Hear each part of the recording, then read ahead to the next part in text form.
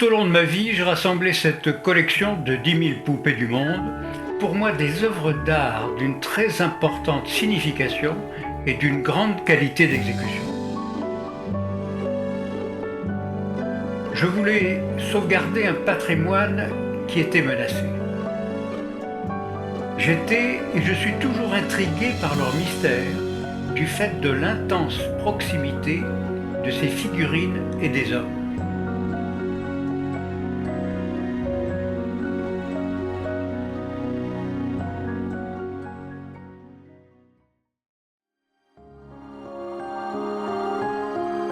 Regardez ces Inuits, nomades, esquimaux, portant un amoti. C'est un grand manteau de fourrure de phoque avec un capuchon permettant de porter un enfant. Observez par exemple ce personnage au regard inspiré, que l'on retrouve dans les 4 plus importantes religions du monde. Il s'appelle Moïse, Jésus, Mahomet, Bouddha. Ce sont les médiateurs entre Dieu et les hommes. Dans chaque Bible sacrée, cet être avait le devoir de guider le peuple.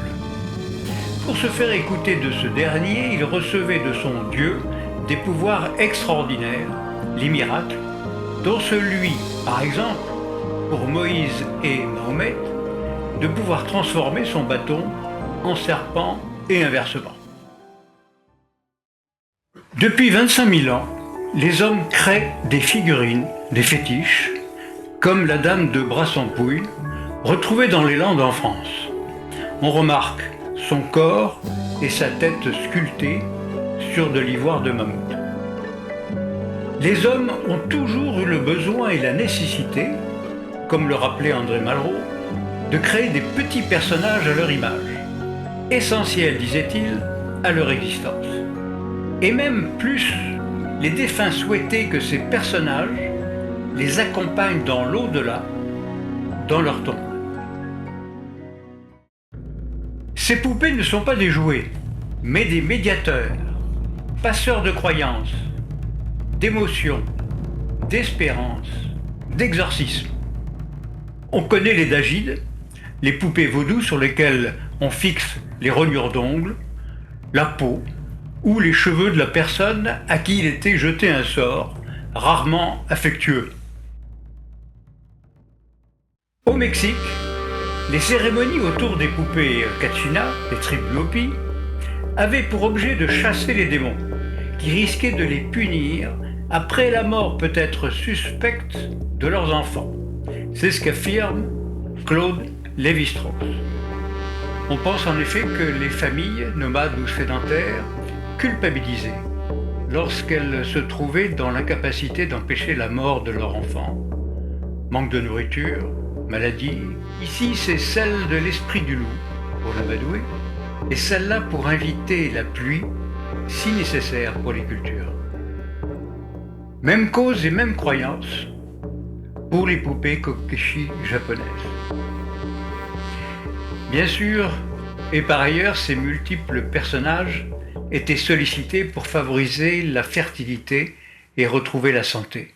André Malraux s'exprimait sur ce phénomène universel, s'en étonnait et écrivait « Ces doubles de soi, fragiles, poétiques, s'observent dans toutes les civilisations. » En effet, nous les retrouvons chez les Africains, les Mayas, les Sumériens, les Grecs, les Égyptiens, les Indiens, les Européens, les Asiatiques et bien sûr en Océanie.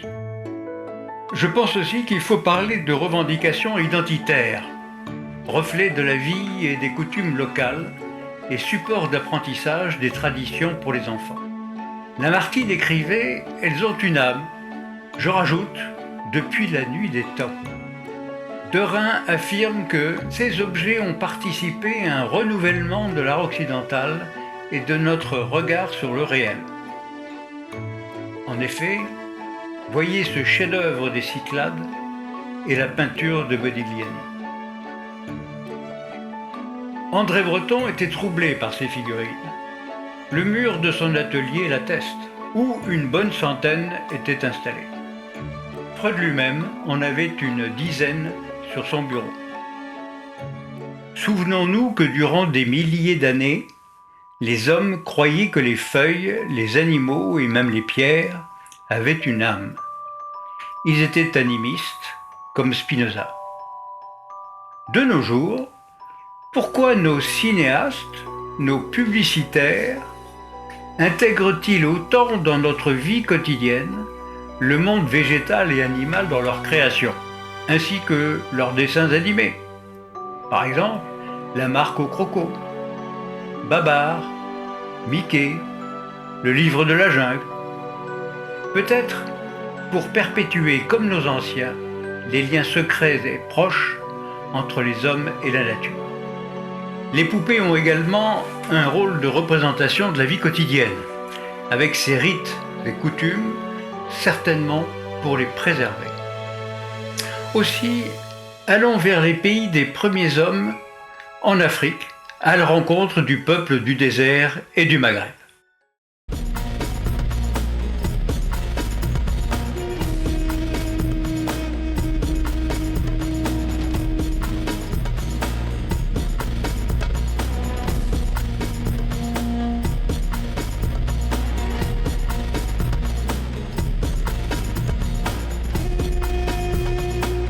Dans les années 1900, la baronne Belling était une costumière reconnue des grands théâtres de Saint-Pétersbourg et de Téhéran. Chassée, elle partit en Syrie et créa un théâtre à Damas qui n'en avait pas.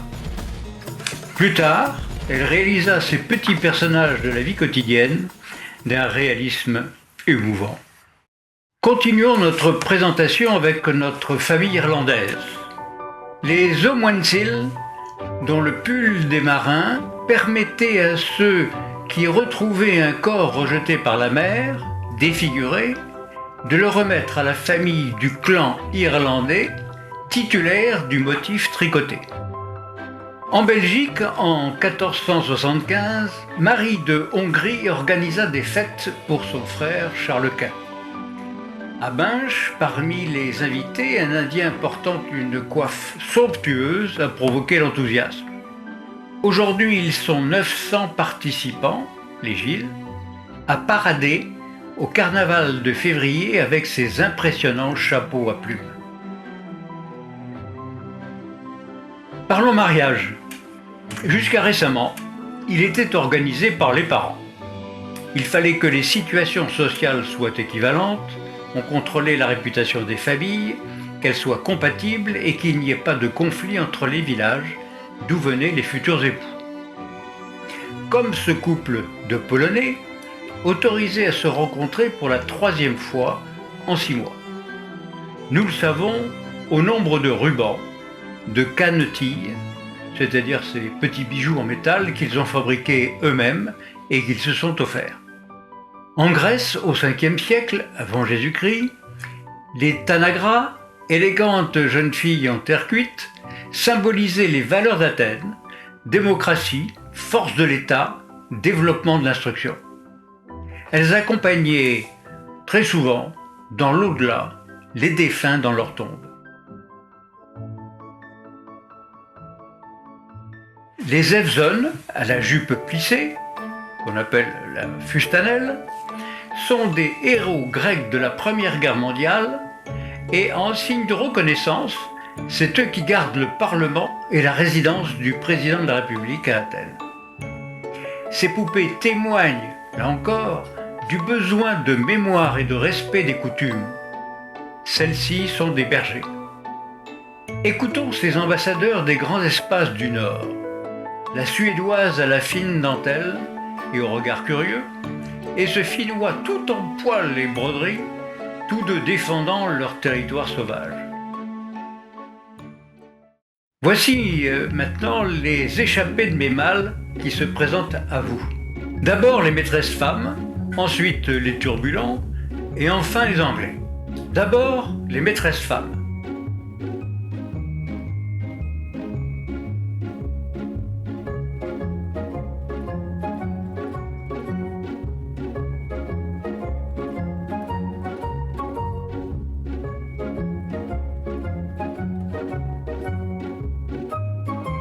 Maintenant les turbulents, ils sont aussi des œuvres d'art par leur expression et la qualité de la réalisation.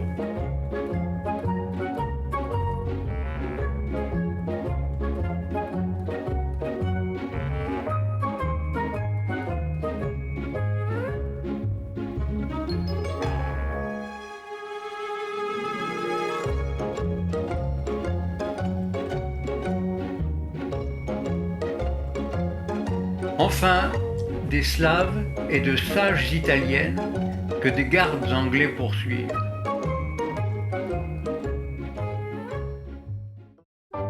Depuis toujours, les hommes et les femmes portent un couvre-chef, signe religieux, la kippa, un fichu, un turban, un voile, mais aussi pour des raisons pratiques et de propreté. Et on peut dire qu'enfin, pour cacher les cheveux, atout de séduction et de provocation. Souvenons-nous que c'était le cas en France il y a encore 60 ans. On ne sortait pas aux cheveux.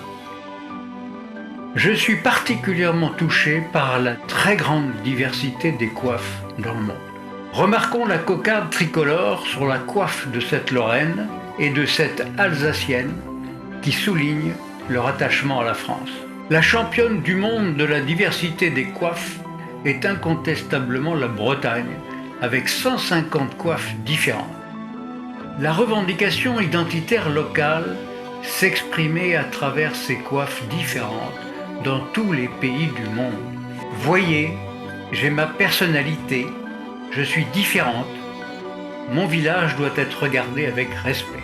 Prenons un exemple. Louis XIV, créant un nouvel impôt en 1675, le papier timbré, équivalent aujourd'hui du timbre fiscal, provoqua une émeute chez les Bretons qui mirent le feu aux bâtiments officiels, assassinant quelques responsables de l'État. En rétorsion, le roi fit intervenir l'armée, 16 morts et 6 clochers détruits à coups de canon. En signe de résistance, des femmes bigoudaines décidèrent de fabriquer de hautes coiffes en mémoire des clochers disparus. Puisque nous parlons de Louis XIV, allons à Versailles où la magnificence et l'harmonie de l'architecture, des jeux d'eau, des illuminations et des jardins atteignirent le sommet de la perfection. De même que les costumes qui étaient confectionnés avec de précieuses étoffes. Après la cour du roi, passons à la Révolution. Les révolutionnaires firent tomber les têtes pour qu'un cas, allant du pire au meilleur, modifiait profondément la France. Sa hiérarchie sociale, l'administration, et provoquait une lente évolution des mentalités vers la démocratie. Partons en Asie où les plus anciennes traditions persistent encore plus qu'ailleurs. Les nombreuses cérémonies permettent d'apprécier l'élégance des danses, le chatoiement des couleurs et la sophistication extrême des costumes. Aujourd'hui, la plupart des jeunes filles japonaises qui atteignent l'âge de 20 ans, et peu de garçons, participent au Toshiya, concours de tir à l'arc, plusieurs fois centenaire, et démontrer ainsi leur habileté.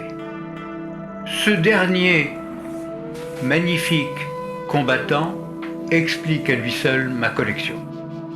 Tous les hommes, depuis toujours, ont voulu idéaliser le réel pour peut-être aider à répondre au mystère de l'existence.